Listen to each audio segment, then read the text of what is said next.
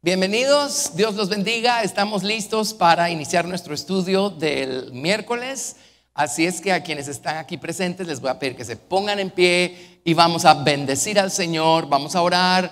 Quienes están con nosotros en casa, únanse a nosotros, oremos y pidámosle a Dios que bendiga su palabra en este día, que la bendiga en nuestras vidas, que nos bendiga con ellas. Pero primero que todo démosle gracias porque Él es el Señor. Es un privilegio conocerle y es un privilegio sentarnos a la mesa y comer. Amén. Padre, en el nombre de Jesús, te damos gracias por el privilegio que tenemos a través de Jesucristo, por medio de la obra redentora, Señor, que tú iniciaste en nuestra vida. Señor, venir y tener comunión contigo, llamarte Padre, conocerte, caminar contigo en esta vida, Señor. Señor, contigo de la mano, sí se puede. Todo se puede. Gracias, Padre. Qué privilegiados somos, qué ricos somos, Señor Dios, siendo tus hijos, conociéndote. Te damos gracias, Señor, por tu Espíritu Santo. Te damos gracias por tu maravillosa palabra. Te damos gracias, Señor, por abrirnos las Escrituras y por abrir nuestro entendimiento y por enseñarnos, por instruirnos, por corregirnos. Señor, gracias. Padre, en el nombre de Jesús oramos que en este día la palabra que recibamos nos ayude a agregar, a añadir un poco más de estatura espiritual y moral en nuestra vida. Te damos gracias, Señor, por la palabra que tienes dispuesta para nosotros hoy. Oramos que la unjas, oramos que la bendigas. Bendícela en nuestra mente, en nuestro corazón, que dé mucho fruto, Señor. Bendito Dios, y que por resultado de el que te amemos más, el que te conozcamos mejor, Señor, y el que busquemos un cambio de naturaleza todavía más grandioso, Señor. Señor, te damos la gloria, te bendecimos, te damos gracias, quedamos en tus manos y en tu presencia, en el nombre de Jesús. Amén. Gracias, Señor, bendito Dios. Santificado sea tu precioso nombre. Gracias, gracias, Señor. Amén, amén. Bueno, podemos sentarnos. Dios los bendiga. Y hoy voy a entrar a tema nuevo, pero no se me ha olvidado que dejamos un escalón pendiente en el Sermón del Monte. Sería el número 3. Si empezamos de atrás para adelante. Ahora, este es maravilloso, pero pues ni siquiera necesita comentario, ¿verdad? Se explica a sí mismo y es el meollo de toda la escritura, básicamente. Se encuentra en Mateo capítulo 7, verso 12. Y esto es un versículo que necesitamos mantener siempre presente en nuestra conciencia, en nuestra mente. Y esto, si lo practicamos, esto nos va a ayudar a actuar de la manera como Jesucristo quiere que actuemos. Mateo capítulo 7, verso 12. Se llama la ley real, le llama Santiago. Ahí se le llama la ley real. Tradicionalmente o culturalmente hablando le llaman la regla de oro. Y dice así, Mateo 7, 12. Así que todas las cosas que queráis que los hombres hagan con vosotros, así también haced vosotros con ellos, porque esto es la ley y los profetas. Amén. Así es que en esto se resume la manera como debemos tratar a los demás y cómo debemos conducirnos en este mundo. Ahora, cuando tenemos conciencia de este principio, vamos a llevar con nosotros este principio a la calle, a las calles. Amén. Y si alguien necesita que le demos paso, entonces solo nos vamos a acordar que hay momentos en donde nosotros necesitamos que nos den paso. Y si yo quiero que me den paso, yo voy a dar paso. Entonces le doy paso al vehículo que está enfrente. Amén. Etcétera. En todos los ámbitos. Esta es la regla de oro. Lo que pasa es que a veces nos enfocamos con este tipo de cosas, nos enfocamos en cosas así como gigantescas y grandiosas y perdemos de vista la aplicación de estos principios en las cositas de todos los días. Por ejemplo, el trato entre esposo y esposa o entre padres e hijos. Pues los padres son los padres y ellos mandan, pero también aplica. Porque si tratamos a los demás de la manera como nosotros queremos ser tratados, entonces pues la cosa va a ser recíproca. O, por ejemplo, en el caso de los padres, van a tener un poquito más de autoridad todavía en exigir, ¿verdad?, la respuesta que tiene que provenir de sus hijos. Así es que de la manera como querramos ser tratados, así tratemos a los demás, con amabilidad, con misericordia, con compasión. Amén. Bueno, ok, también queremos que nos digan las cosas claras, pues digamos las cosas claras, pero nada más que no lloremos cuando nos las digan a nosotros claras, ¿verdad? Pero esta es la regla de oro o la ley real. La ley real es amarás a tu prójimo como a ti mismo, ¿verdad? Pero qué manera más práctica y más hermosa de verlo. Trate a los demás como usted quiere ser tratado, como usted quiere ser tratado. Y se acuerdan que en el libro de Filipenses capítulo 2 habla de considerar a los demás como superiores a nosotros mismos o como mejores a nosotros mismos. Y ya les he contado, eso lo aprendí de la doctora Esparza. Ella una vez dijo que en una época le estuvo pidiendo al Señor poder ver un rotulito en la frente de la gente, ¿verdad? Un rotulito que dice, hazme sentir importante. Así es que qué práctica más hermosa, ¿verdad?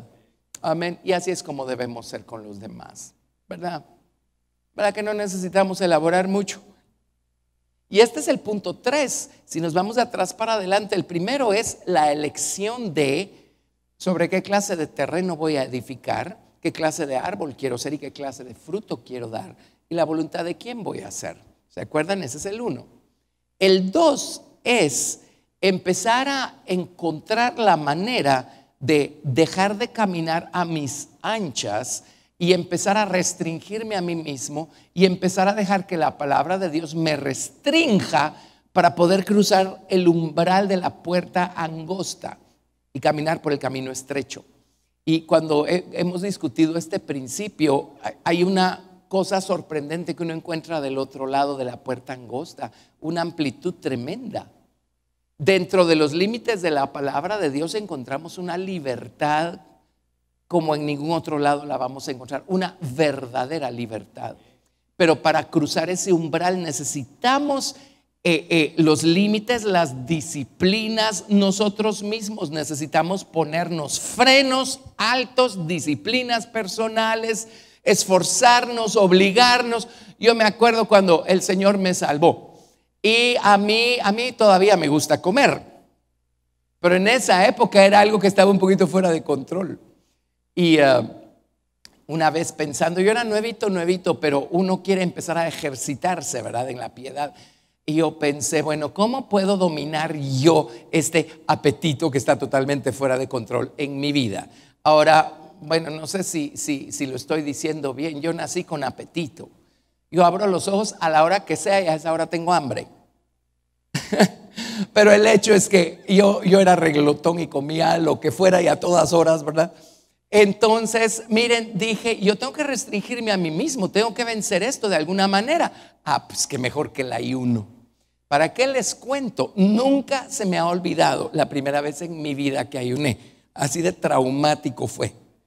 A las 3 de la tarde yo estaba o que mataba a alguien o tenía que hacer algo. No logré llegar más allá de las 3 de la tarde porque sentí que me iba a dar algo, ¿verdad? Pero bueno, poco a poco empieza uno a establecer esas disciplinas.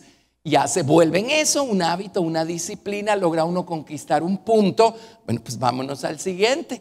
Y alguien dirá, ¿y cuántos puntos hay que conquistar? Pues en mi caso han sido como 850,497, ¿verdad? Así es que ahí voy, poco a poco. Pero ese es el punto 2. Y miren, el punto 3 o el escalón número 3 es la regla de oro. Como querramos ser tratados nosotros, así tenemos que tratar a los demás. Así es que es un principio fundamental, básico. Y qué hermoso es pues hacer sentir importantes a los demás, ¿verdad? Eso es precioso. Y uno sí lo cosecha. Uno lo cosecha. Ahora uno no lo hace para cosechar algo. Uno lo hace porque uno quiere cumplir el mandamiento de, primero, amarás al Señor tu Dios con todo tu corazón, con toda tu alma, con todas tus fuerzas, y a tu prójimo como a ti mismo. Entonces ahí tenemos la regla de oro o la ley real. Santiago le llama la ley real. Como quieras que te traten, así trata tú a los demás. Amén, con el respeto con el que queremos ser tratados, la dulzura con la que queremos ser tratados, etcétera. Así es que bueno, eso nos hace concluir el estudio del Sermón del Monte, un estudio breve, pero pues es maravilloso poder refrescar estos principios y en algunos casos a lo mejor estudiarlos por primera vez, ¿verdad? Entonces, ¿qué ocurrió? Cuando Jesús terminó de enseñarle a sus discípulos, en el libro de Mateo nos narran una serie de milagros que hizo Jesús después, pero en el libro de Lucas estos milagros están mencionados antes. Ya los mencionamos, ya los estudiamos antes de entrar al Sermón del Monte. Eso no nos debe alterar en nada. Si ocurre algo y yo le pido a 3 o 4 personas que estuvieron ahí de testigos que me narren los hechos, que me los repitan, que me digan qué vieron, lo más seguro es que al final voy a tener que reunir la información que me dan estas 4 personas y armar más o menos el orden en el que las cosas sucedieron, porque hay personas que recordarán de primero lo último y después, sí, y también pasó tal cosa, pero ese también pasó tal cosa es lo que la otra persona dice, pero eso pasó de primero. Entonces, por eso tenemos los evangelios, 4, para que sumando toda la información de estos 4 testigos del Señor Jesucristo tengamos un cuadro más grande, ¿verdad? Así es que pasaron varias cosas. Jesús hizo una serie de milagros y de cosas maravillosas, pero no mucho tiempo después ocurre lo que vamos a estudiar ahora el día de hoy. Vámonos a Mateo capítulo 10.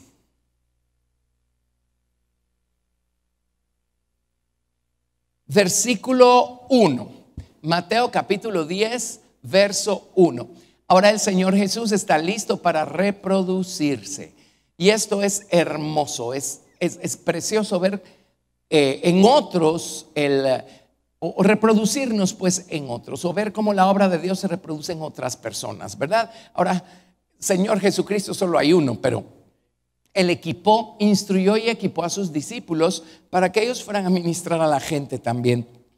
Y si el Señor hizo esto con sus discípulos, es porque el Señor lo hace con sus discípulos en términos generales. Eso nos incluye a ustedes y a mí.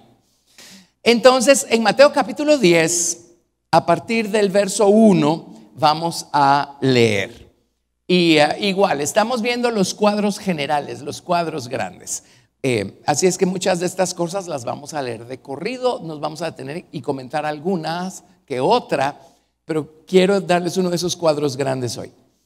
Entonces, llamando a sus 12 discípulos, les dio autoridad sobre los espíritus inmundos para que los echasen fuera y para sanar toda enfermedad y toda dolencia. Lo primero que hizo el Señor fue darles autoridad. ¿Cómo lo hizo? Si fue solo una cosa verbal, o si oró por ellos, o si les impuso manos, quién sabe. El hecho es que les dio autoridad. Y nosotros tenemos esa clase de autoridad también, porque de gracia hemos recibido el nombre del Señor Jesucristo. Amén. Y de gracia hemos sido bautizados con el poder dunamis en griego, gebura en hebreo, del Espíritu Santo. Y el Señor más adelante resume todo esto diciéndole a sus discípulos: den de gracia lo que de gracia recibieron. Amén. Así es que no hay cristiano salvo que no pueda ser testigo a causa de una experiencia viva y personal del Señor Jesucristo. Cada quien lo será de acuerdo a su experiencia. Amén. Pero oremos por la gente, oremos por los enfermos. Y que si Dios no los sana, pues déjelo en paz y ore por el próximo. ¿Verdad? Dios tiene un plan, tiene un propósito. Hay personas que se quitan la vida pensando: es que Dios debiera sanar a toda la gente por la que yo oro, porque así fue con Jesús. Bueno, el primer problema allí es que Jesús es Jesús y yo soy yo. Y la segunda situación es que no podemos olvidar que Dios también se vale de la enfermedad para trabajar con la voluntad humana, el corazón humano. Él tiene una voluntad. Y hay personas que pues ya están listas para irse a casa también. Así es que ese lado se lo dejamos a Dios. Sí, definitivamente hay momentos en donde hay una visitación especial de Dios para orar por los enfermos, y es una cosa maravillosa, ¿verdad? Por supuesto que sí, pero de cualquier manera no es problema suyo ni mío. Nuestra responsabilidad es orar y con todo el corazón y con toda nuestra fe. Ya lo demás lo hace el Señor, ¿verdad? Y hemos visto a lo largo de los años cosas maravillosas suceder. Pero les di autoridad y, bueno, verso 2. Los nombres de los 12 apóstoles son estos. Primero Simón, llamado Pedro, y Andrés su hermano. Jacobo, hijo de Zebedeo, y Juan su hermano. Felipe, Bartolomé, Tomás, Mateo el publicano. Jacobo, hijo de Alfeo, Lebeo, por sobrenombre Tadeo, Simón el cananeo y Judas Iscariote, el que también le entregó. Esto es importante porque si los 12 discípulos sanaron enfermos y liberaron endemoniados, Judas también lo hizo. Así es que por eso Judas es tan culpable como lo fue, ¿verdad? Amén. A estos 12 envió Jesús y les dio instrucciones diciendo: por camino de gentiles no vayáis, y en ciudades samaritanos no entréis, sino id antes a las ovejas perdidas de la casa de Israel. Y ya que hay unos puntos tremendos, porque el primer objetivo del Señor Jesucristo era su propia gente, la gente con la que Dios hizo un pacto. Dios hizo un pacto con Abraham y con su descendencia. Por supuesto su simiente espiritual, que es Jesús. Por supuesto su descendencia natural también, que es la nación de Israel. Pero bueno, hay unas cosas acá que más adelante vamos a volver a discutir y a retomar. La palabra perdidas aquí no es cualquier palabra. En el griego es la misma palabra para Apolión. En hebreo es la misma palabra para Abadón. Y entonces uno se pregunta, ¿verdad? O sea, ¿qué hizo este personaje? ¿Qué hizo para que, o sea, Lucifer no está atado todavía? La maldad no está atada. O sea, la que menciona Zacarías 5, maldad femenino, ahí sigue. Uno puede trazar la palabra a lo largo de la Biblia y uno ve operando ese nivel de maldad. Maldad masculino, esa palabra en la Biblia King James, en 2 de Tesalonicenses capítulo 2, al anticristo le llaman el inicuo. En la Biblia King James dice el malvado con M mayúscula, y es esa palabra, maldad masculino. Entonces uno ve que eso sigue operando. Así es que todo eso no está atado, anda suelto. Pero Abadón sí está atado. Él no anda suelto. ¿Se acuerdan que está en el abismo sin fondo? Amén. Entonces uno se pregunta, ¿qué grado de maldad hay en Abadón para que lo hayan atado? Que no hay ni siquiera en Lucifer para que no lo hayan atado todavía. ¿Qué hizo?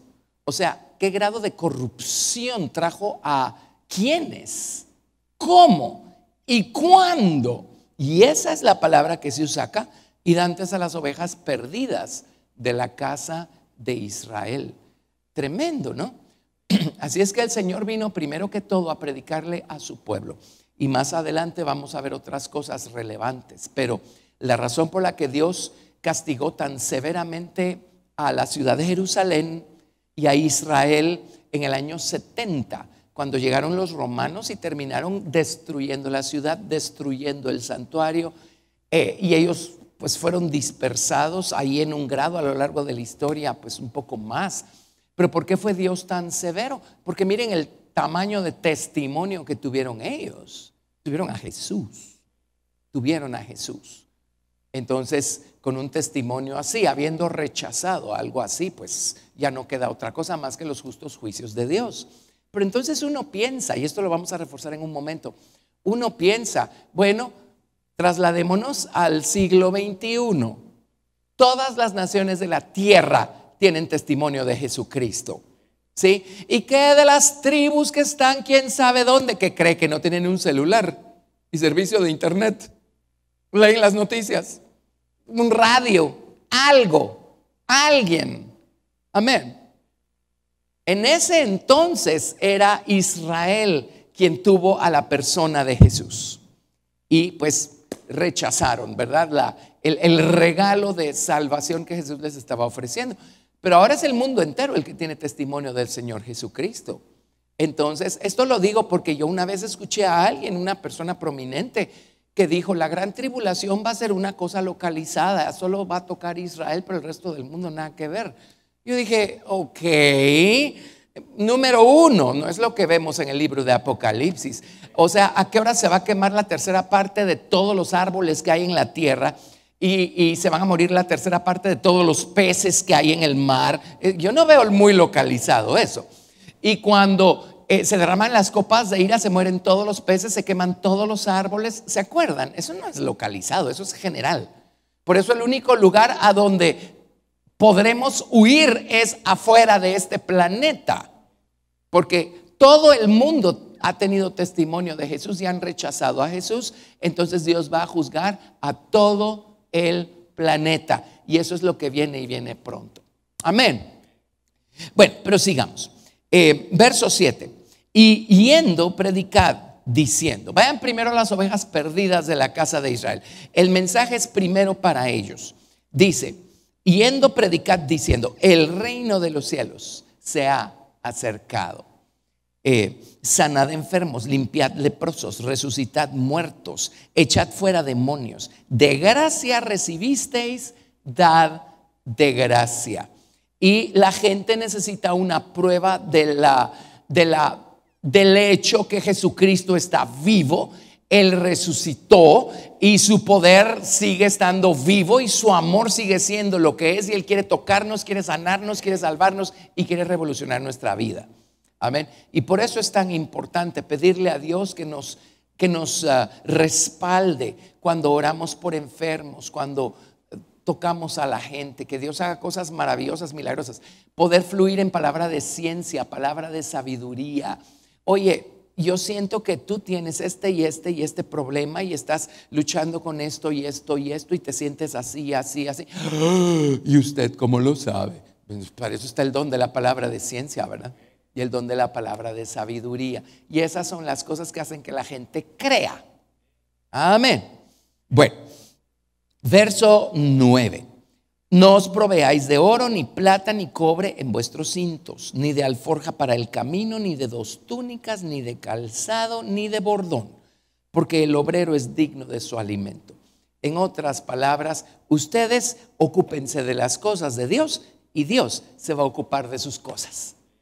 Y el Señor es maravilloso. Cuando Dios nos envía, Dios va a velar porque las necesidades que tengan que ser suplidas sean suplidas.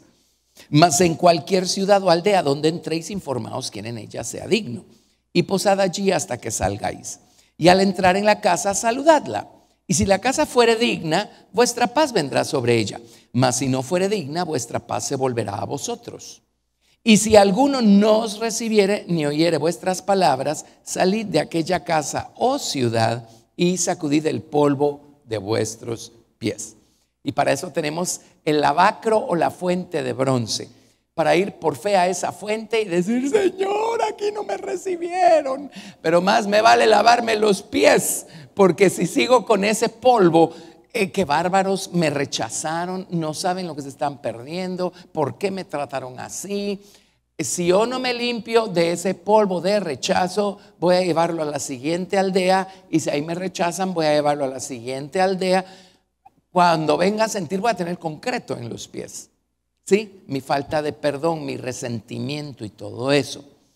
Y también el hecho de sacudirse el polvo de los pies significa que ellos quedan libres de culpa, porque ellos fueron con el testimonio de Jesucristo, pero esa aldea rechazó el testimonio de Jesucristo, así es que queda en ellos la responsabilidad de responderle al Señor.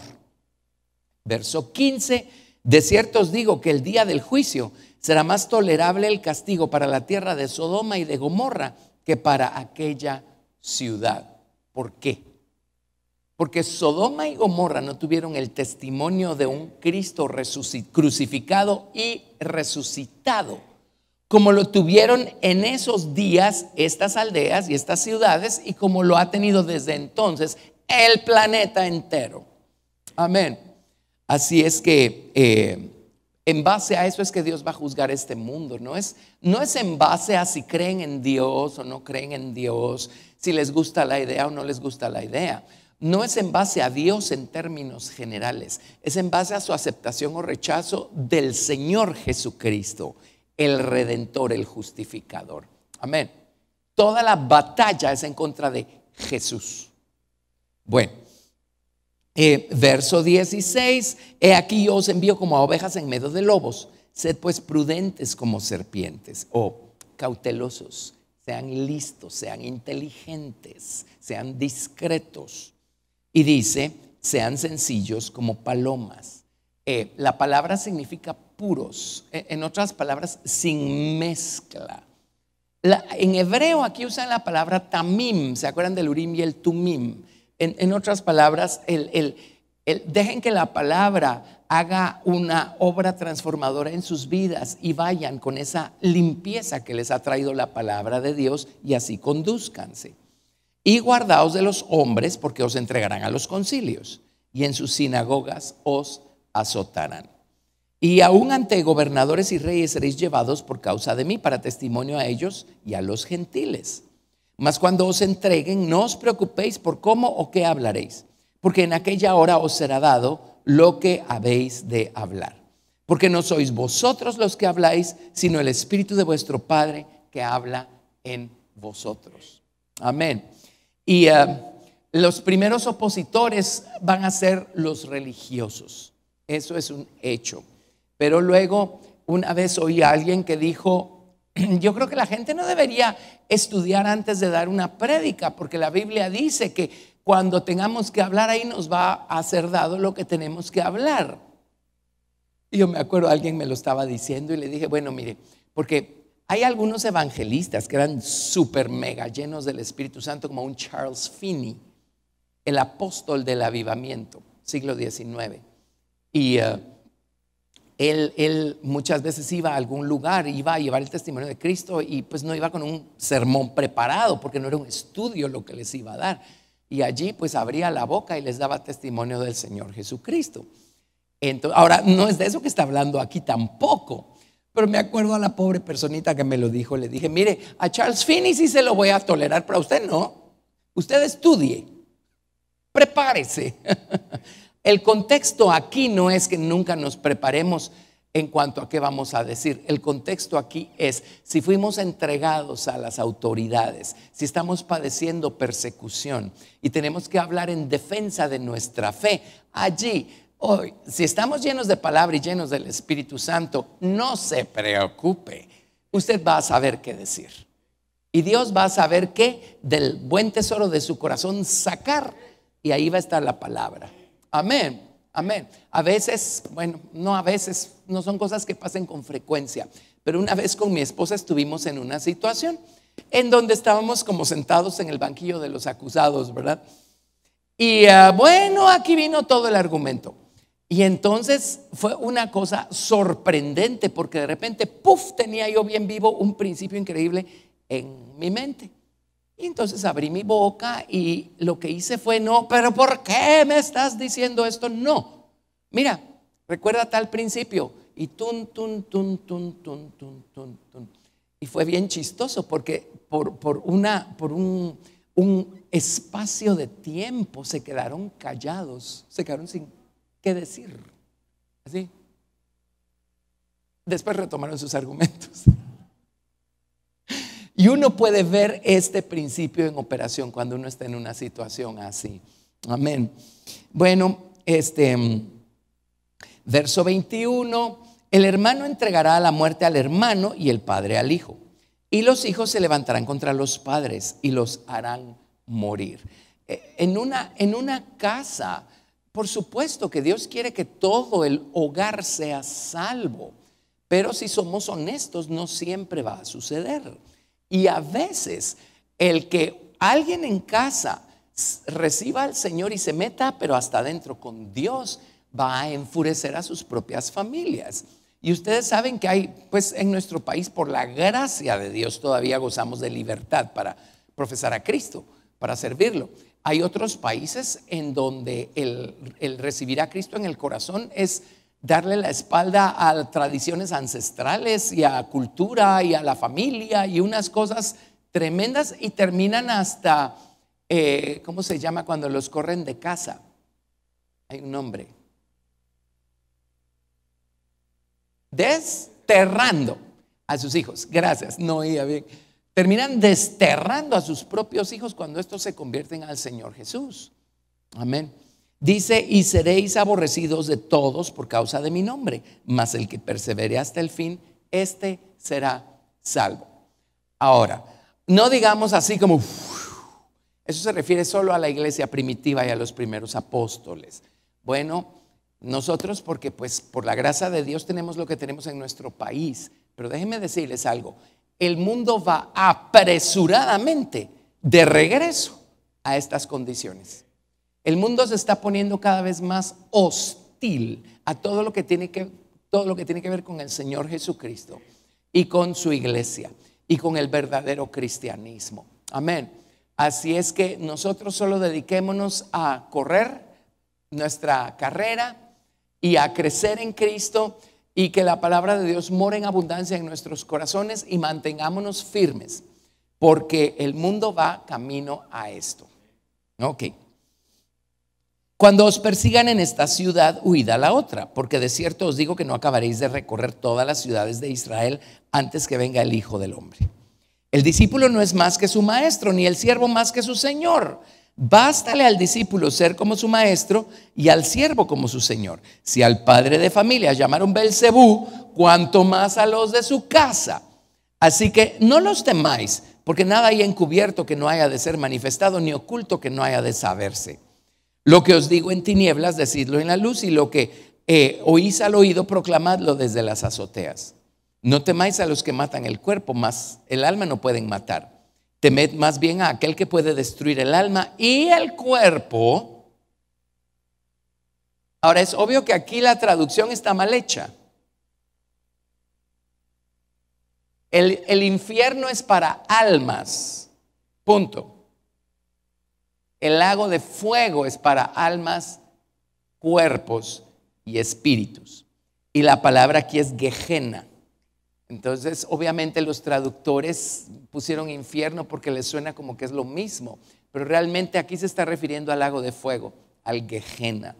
El Gehenna o Tofet representa el lago de fuego, ¿verdad? Pueden leer acerca de Tofet y acerca del Gehenna, especialmente en el libro de Jeremías. El valle de los hijos de Hinnom, que es a donde llevaban los israelitas a sus hijos, y ahí los quemaban ofreciéndoselos a Moloc. Eso ofendió a Dios tanto, tanto, tanto. Y ese lugar quedó como una analogía del lago de fuego, ¿verdad? Así es que aquí está hablando del Gehenna. Esa es la palabra realmente que se usa aquí en los originales, el Gehenna. Pero en fin, en otras palabras, no le teman a la gente. Lo más que puede hacer la gente es hacernos el favor de abrirnos la puerta para salir de aquí e irnos con el Señor. Témanle al Señor, porque Él es el que puede echar nuestros... si el cuerpo y el alma se van al lago de fuego, eso significa que el espíritu también se fue al lago de fuego. Temamos al Señor, pero no temamos a la gente. Amén. No temamos a la gente. Cuando hemos sido bautizados con el amor de Dios, la Biblia dice que el perfecto amor echa fuera el temor, de donde el que teme no ha sido perfeccionado en el amor.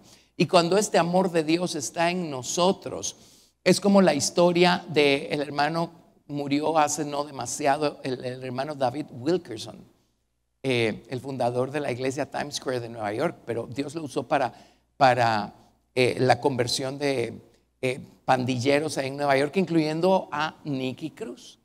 Y en la historia Nicky Cruz cuenta cómo él amenazó a David Wilkerson varias veces. Le dijo: mira, si no me dejas de hablar y no me dejas en paz, te voy a cortar en pedazos. Y David Wilkerson le dijo: pues si me cortas en pedazos, cada pedacito mío va a seguir hablando y diciéndote que Dios te ama. Miren el amor de Dios operando a esos niveles, ¿verdad? Tremendo. Bueno, ya saben la historia, ¿verdad? Se convirtió en Nicky Cruz.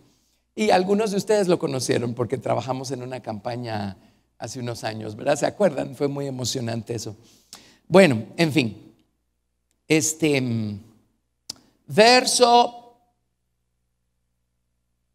¿dónde me quedé? 29. No se venden dos pajarillos por un cuarto. Con todo, ni uno de ellos cae a tierra sin vuestro Padre, pues aún vuestros cabellos están todos contados. Así es que no temáis, más valéis vosotros que muchos pajarillos. Y a cualquiera pues que me confiese delante de los hombres, yo también le confesaré delante de mi Padre que está en los cielos. Y a cualquiera que me niegue delante de los hombres, yo también le negaré delante de mi Padre que está en los cielos. Esta es una porción que a mí me persigue todo el tiempo, ¿verdad? Así es que yo no voy a negar al Señor Jesucristo porque yo no quiero que el Señor Jesucristo me niegue. Y no digo así negar, de apostatar, eso no va a pasar por la gracia y misericordia de Dios. No me refiero a eso, pero esos lugares, contextos en donde como que uno mejor no dice que es cristiano, ¿verdad? Porque no sé a qué, ¿verdad? Yo no quiero que pase eso. Amén. Yo quiero dejar brillar mi luz donde sea. No penséis que he venido para traer paz a la tierra. No he venido para traer paz, sino espada. Porque he venido para poner en disensión al hombre contra su padre, a la hija contra su madre y a la nuera contra su suegra. En estos casos que les cuento, en donde es una ofensa pero capital el que alguien en casa se convierta al Señor Jesucristo, ¿verdad? Y los enemigos del hombre serán los de su casa. El que ama a su padre o madre más que a mí no es digno de mí. Y esto lo vimos cuando estudiamos el costo del discipulado. Por eso solo lo leo. El que ama a hijo o a hija más que a mí no es digno de mí. El que no toma su cruz y sigue en pos de mí no es digno de mí. El que halla su vida la perderá, y el que pierde su vida por causa de mí la hallará. El que a vosotros recibe a mí me recibe, y el que me recibe a mí recibe al que me envió. El que recibe a un profeta por cuanto es profeta, recompensa de profeta recibirá. Y el que recibe a un justo por cuanto es justo, recompensa de justo recibirá. Y cualquiera que dé a uno de estos pequeñitos un vaso de agua fría solamente por cuanto es discípulo, de cierto os digo que no perderá su recompensa.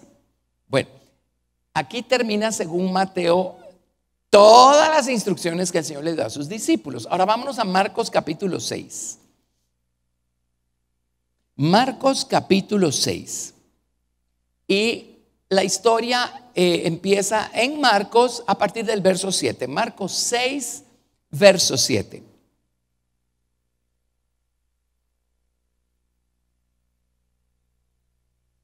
Después llamó a los 12 y comenzó a enviarlos de dos en dos.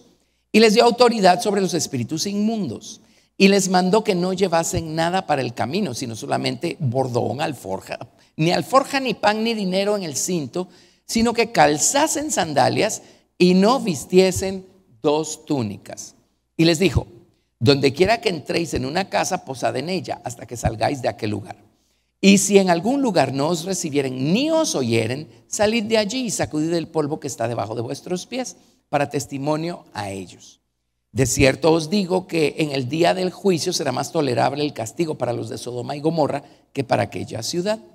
Y saliendo predicaban que los hombres se arrepintiesen, y echaban fuera muchos demonios, y ungían con aceite a muchos enfermos y los sanaban.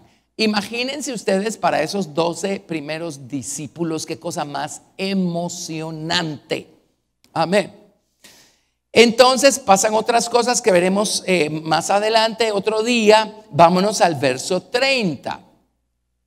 Qué experiencia más maravillosa. Yo no sé si ustedes han tenido la experiencia de ver cómo Dios sana a alguien después que ustedes oran por esa persona, o libera a alguien. Cuando éramos jóvenes, uno de joven es más atrevido que uno de adulto, pero eso es bueno. Por eso hay tanto joven que Dios usó poderosamente en la Biblia. Pero no podían decirnos que había un endemoniado que había que ir a liberar, porque ahí vamos nosotros, ¿verdad? Bueno, no es tan así como que echando a perder se aprende, pero sí aprendimos mucho echando a perder.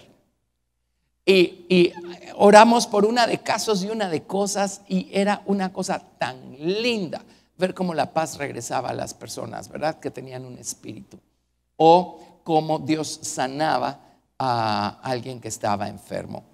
Bueno, entonces los apóstoles se juntaron con Jesús, verso 30, y le contaron todo lo que habían hecho y lo que habían enseñado.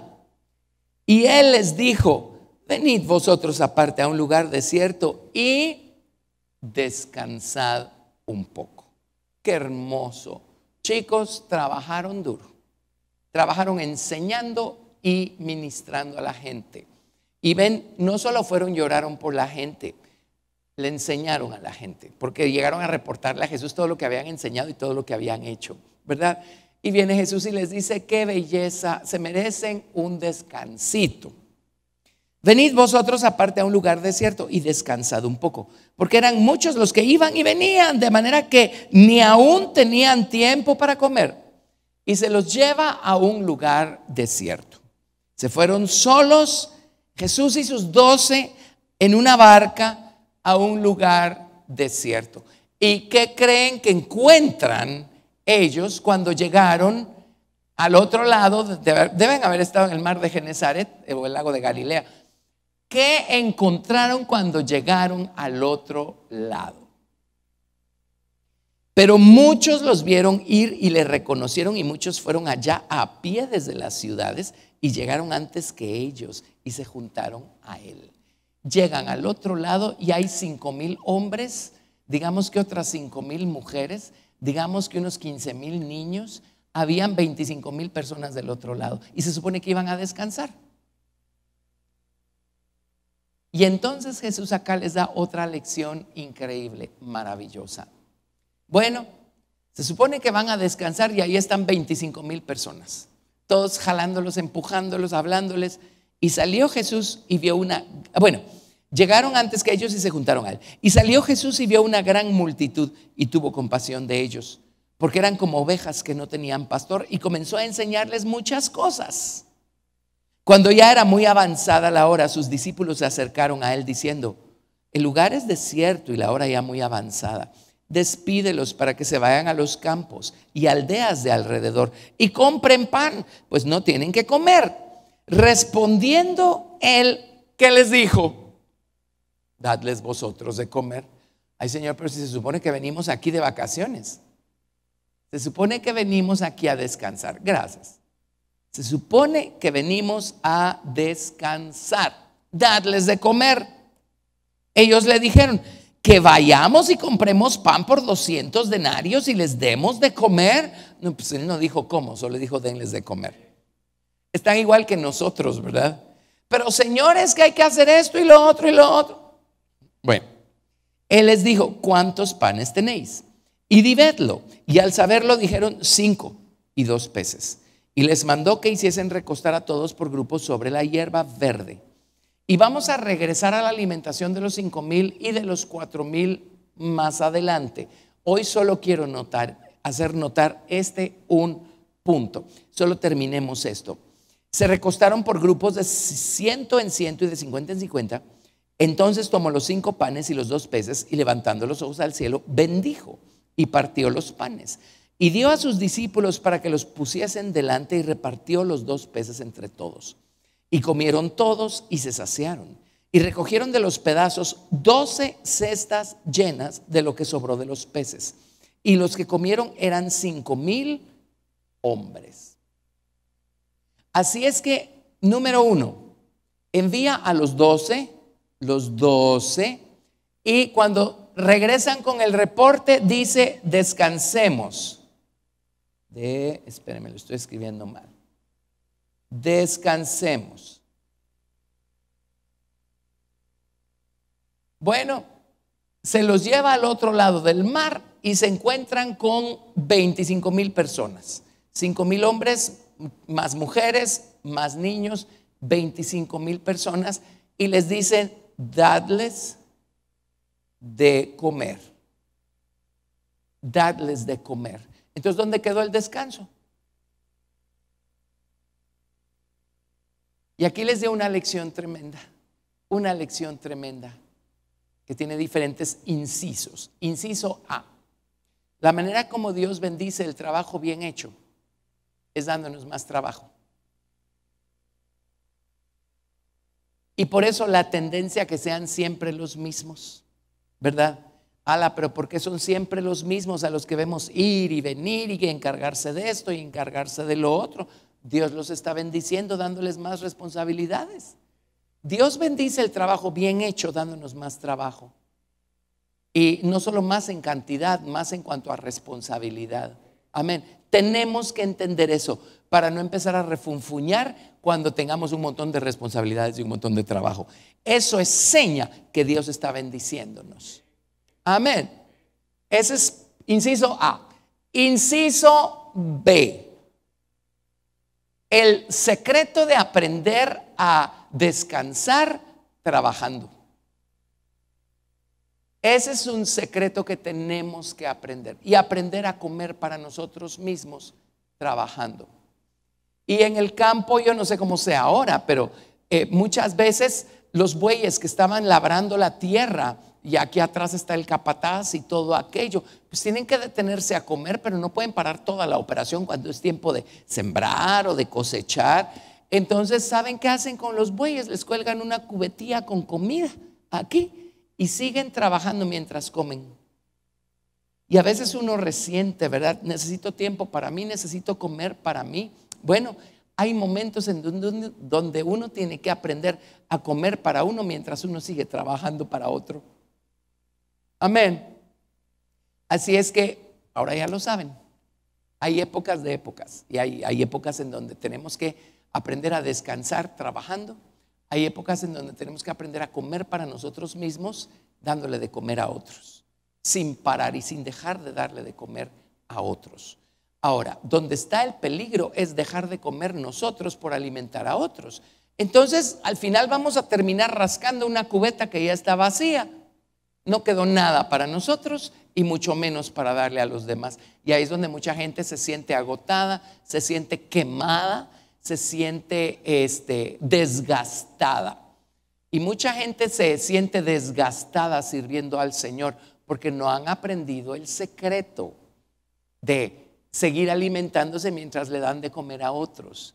El secreto de reposar mientras siguen trabajando. Amén. Así es que obviamente el reposo es un estado interior, no nada más una condición física externa, un estado interior, ¿verdad? Aprendamos a reposar porque el trabajo sigue. El trabajo sigue. ¿Sí? Bueno, esa fue la lección que le dio a los 12. Pero no mucho tiempo después, número 2, envió a un grupo de 70. Eso ocurre en Lucas capítulo 10, versículo 1.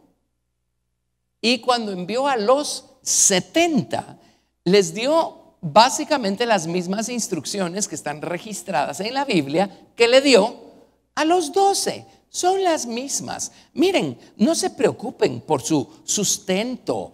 Dios va a saber cuidar de ustedes. Dios los está llamando. Ustedes obedezcan, sirvan al Señor. Dios se va a ocupar de ustedes. Si ustedes se ocupan de las cosas de Dios, Dios se va a ocupar de sus cosas. Es un hecho, ¿verdad? Igual les dijo, miren, y si los rechazan, solo asegúrense de mantener bien limpios sus pies y de perdonar y olvidar el asunto, ¿verdad? Y váyanse a la siguiente aldea con pies limpios, etcétera. Y vayan y no anuncien nada más las teorías del reino de Dios. No, vayan con demostraciones de espíritu y de poder. Oren por la gente, ministren a la gente y enséñenles, ¿verdad? Amén. Les da las mismas instrucciones. Y aquí mismo dice del verso 13 al verso 16, digamos. Aquí mismo dice, si hay de ti Corazín, que era una ciudad en Galilea, hay de ti Tiro y Sidón, porque ellos tuvieron el testimonio de Jesucristo y de sus primeros discípulos. Dice, si se hubieran convertido no sería tan grave el juicio sobre ustedes, pero rechazaron el testimonio que les está siendo dado. Entonces el juicio que vino sobre, es Corazín y Capernaum, me estoy haciendo bolas. Y viene el Señor y le dice a Corazín, si ustedes hubieran recibido el testimonio que les fue dado de Jesucristo, no serían juzgados, pero ahora su juicio va a ser peor que el de Tiro y Sidón, porque Tiro y Sidón no tuvieron el testimonio que ustedes están recibiendo. Amén. Y a Capernaum, esta pequeña ciudad de pescadores donde Ahí vivía Pedro. Ahí es donde Jesús tuvo mucho ministerio. Dice, si tú no te conviertes, Capernaum, el día del juicio, el castigo sobre ti va a ser peor que el castigo que vino sobre Sodoma y Gomorra. Porque no que estuvieran pecando igual, pero no tuvieron el mismo nivel de testimonio. Amén. Y entonces ahí tienen, pues, por eso Dios va a estar más que justificado en juzgar este mundo, porque el mundo tiene testimonio de Jesucristo, pero de arriba para abajo y de abajo para arriba. Amén. Pero luego en el verso 17 volvieron los 70. ¿Se acuerdan que los 12 regresaron y le reportaron al Señor lo que habían hecho y lo que habían enseñado? Bueno, acá en Lucas 10, verso 17, volvieron los 70 con gozo, diciendo: Señor, aún los demonios se nos sujetan en tu nombre. Ahora, ahí hay un poquito de problemas con esa expresión, ¿verdad? Se nos sujetan. Y miren lo que responde Jesús. Y les dijo: yo veía a Satanás caer del cielo como un rayo. Ahora, ¿cuándo cayó Satanás del cielo como un rayo? Les aseguro que no fue ahí. Satanás cayó del cielo como un rayo allá atrás. ¿Quién sabe en qué momento allá atrás? Y probablemente fue antes de la formación del hombre y antes de la restauración de esta tierra en Génesis capítulo 1 a partir del verso 3. Amén. Cuando Lucifer tuvo esa corrupta idea de querer rivalizar con el Señor Jesucristo y de pretender merecer sentarse en el trono y de ser el dueño del poder procreativo de Dios en los lados del norte. Bueno, allí fue donde cayó como un rayo Satanás del cielo. ¿Qué lo hizo caer como un rayo? Yo subiré. Yo me sentaré. Yo reinaré. Eso fue lo que lo hizo caer como un rayo. Entonces, ¿por qué le responde así a sus 70 Jesús ahí en ese momento? Y es una historia mucho más larga y mucho más grande. ¿Se acuerdan que Lucifer era un querubín? Y en el libro de Ezequiel capítulo 1 vemos cuál es la conducta de los querubines o de los seres vivientes, o cuál es la manera como ellos sirven al Señor. El Espíritu sopla, ellos mueven sus alas, van y cumplen con la voluntad de Dios y vuelven con la misma presteza a manera de relámpagos y regresan y se ponen sumisos bajo el trono de Dios y le dicen: Señor, gracias. Qué privilegio que nos hayas usado a nosotros, pero cualquier otra persona lo hubiera podido hacer mejor. Así es que te damos a ti toda la gloria. Y Señor, si hicimos algo, santificado sea tu nombre. De cualquier manera, nuestro lugar es aquí. Nuestro deleite está en estar debajo de tu trono y conocerte y tener dulce comunión contigo. Bueno, Lucifer sabía conducirse de esa manera porque él era un querubín. Pero un día fue y no regresó. ¿Se acuerdan que por la multitud de sus contrataciones ellos lo llenaron de iniquidad y terminó pecando? Un día fue en sus idas y venidas en la voluntad de Dios, fue y metió la nariz en estos abismos y padre maldad, madre maldad, Abadón, lo llenaron de iniquidad. Eso está a todo color en Ezequiel capítulo 28 en la Biblia King James, y puede ser que haya otras Biblias en castellano que también lo hayan traducido así, pero ahí dice claramente: ellos te llenaron de iniquidad. Pues no dice quiénes, pero para eso tenemos el resto de la Biblia para saber quiénes, ¿verdad? ¿Y cuál fue la iniquidad? Es: oye, aquí estás tú como criado, ¿no deberías estar sentado en el trono? Mira qué bien haces el trabajo que haces, ¿no deberías recibir un poquito más de recompensa, verdad? Amén. Entonces Jesús olió, percibió eso en el corazón de sus 70 discípulos cuando regresaron y dijeron: aún los demonios se nos sujetan en tu nombre. Mira qué bien hicimos el trabajo, mira qué poderosos somos, mira qué grandiosos somos. Viene Jesús y les dice en otras palabras: muchachitos, acuérdense que esa es la razón por la que Lucifer perdió para siempre su lugar. Amén. Entonces dijo Jesús: he aquí os doy potestad de hollar serpientes y escorpiones, de pisotearlas, de atropellarlas. Se le pone una serpiente enfrente, usted atropéllela y siga caminando. De hollar serpientes y escorpiones y sobre toda fuerza del enemigo. ¿Oyó eso? Toda fuerza del enemigo. Y nada os dañará. Pero no os regocijéis de que los espíritus se os sujetan, sino regocijaos de que vuestros nombres están escritos en los cielos. Nuestra fuente de gozo no tiene que ser que Dios me use, que tengo un ministerio, que estoy haciendo tal cosa, que estoy yendo y viniendo y lo estoy haciendo bien. Pues qué bueno. Pero esa no debe ser la causa de nuestro gozo. La causa de nuestro gozo tiene que ser el hecho de ser salvos. El hecho de que de tal manera amó Dios al mundo que ha dado a su Hijo unigénito para que todo aquel que en él crea no se pierda, mas tenga vida eterna. En el hecho que no hubiéramos podido llegar a Jesucristo jamás si el Padre que lo envió no nos hubiera atraído.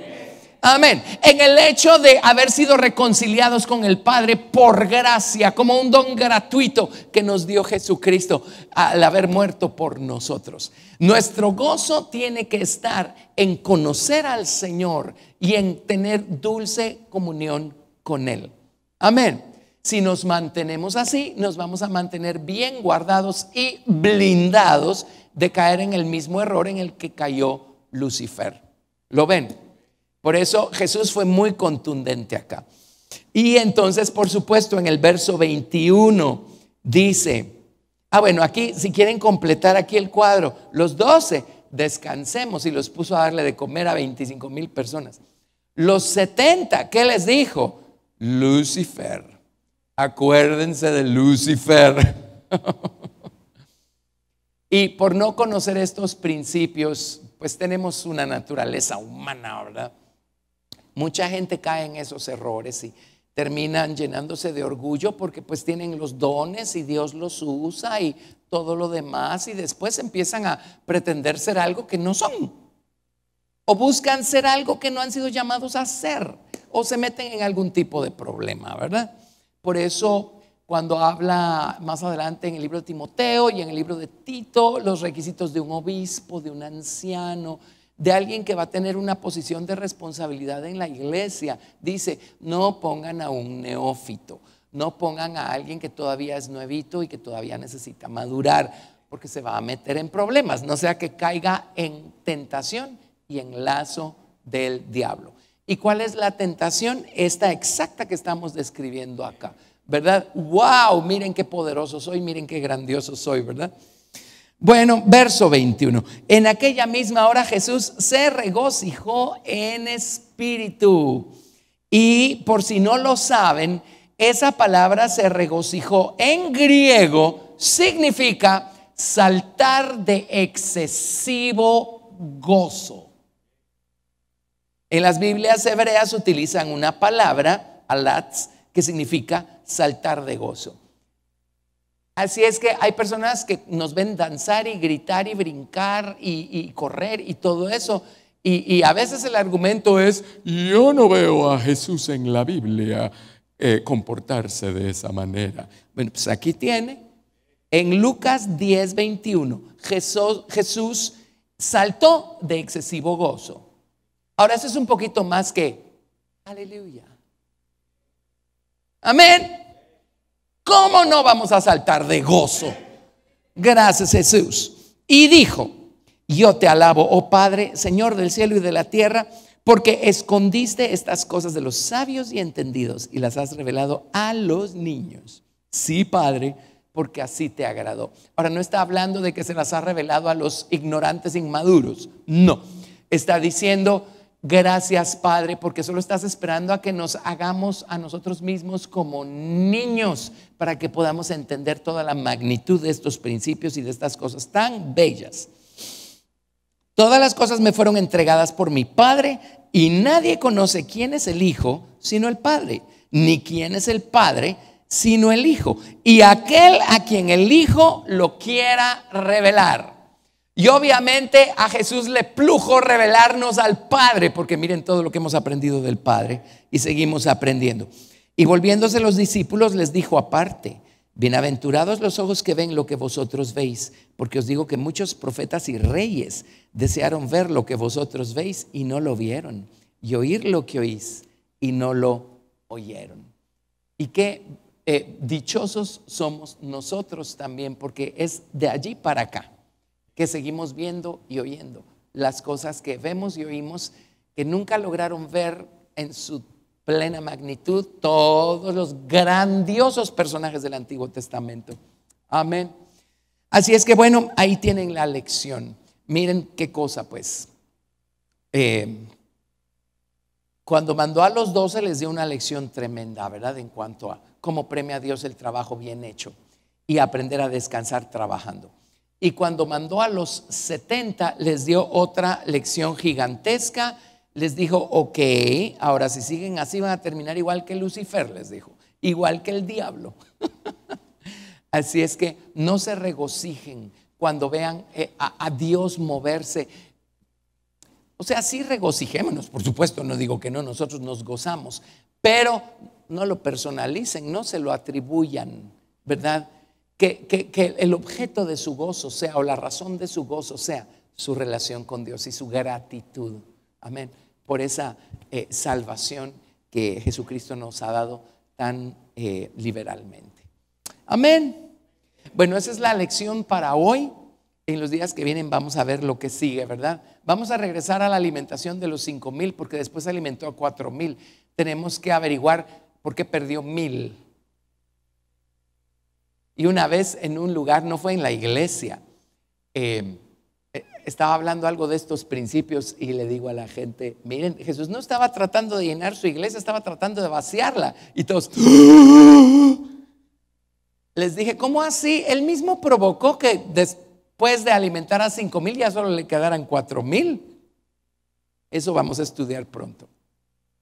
Ahora es un decir, por supuesto que está buscando llenar su iglesia, ¿verdad? Pero también está procurando decirle a la gente: mediten bien en sus elecciones. Amén. Y si estas no son sólidas, mejor decídanse de una vez. Y ahí es donde la gente se le fueron 1,000, ¿verdad? Bueno, ni modo. Ese es el siguiente tema. Espero que hayamos aprendido algo, que esto nos esté bendiciendo. Gracias a Dios. Señor, te damos gracias, te damos toda la gloria.